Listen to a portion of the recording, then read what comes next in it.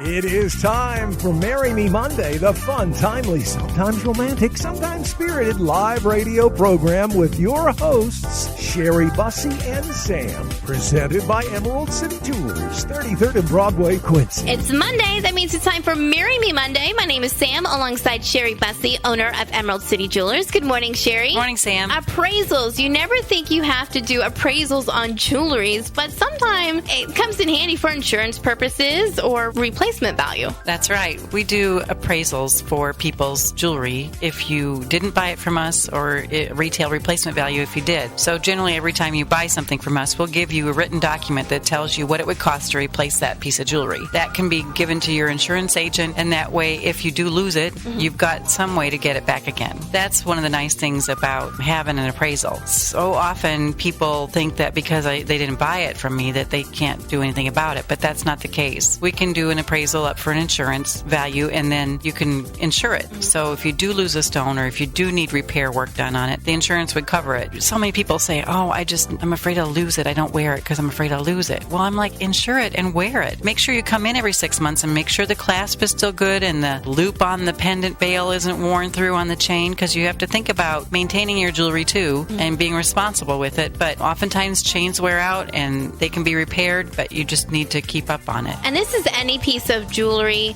whether it's a necklace, a bracelet, ring, pair of diamond earrings, even watches too. If you have a sentimental watch that you want to make sure that it's insured, it's anything considered jewelry. That's right. And there's different types of appraisals. There might be a reason for you to get an estate appraisal for an estate value, and in where you're dealing with that sort of a situation. Estate value is less than what the retail replacement would be, because you pay taxes on it and it's been worn and it's used. So oftentimes you'll get that for your legal purposes when someone passes away. So we'll need to know the name of the deceased and their date that they passed and that kind of information that's technical. And then when you go to divide up your estate amongst the siblings or the family, then you have an idea what the value of different pieces are and make it more fair. But make sure when the person gets that piece of jewelry that they bring it back in to get an updated appraisal for your retail replacement value, because it wouldn't be the same value if you lost it. You would not be able to replace it for what the estate value is. And also, when it's been worn a long time, it might need some restoration done. So we can do that too. It's just your one-stop shop for pretty much anything. For anything, yeah. If you have a piece of jewelry that's sitting in a drawer because you're scared to wear it, you don't want to lose it,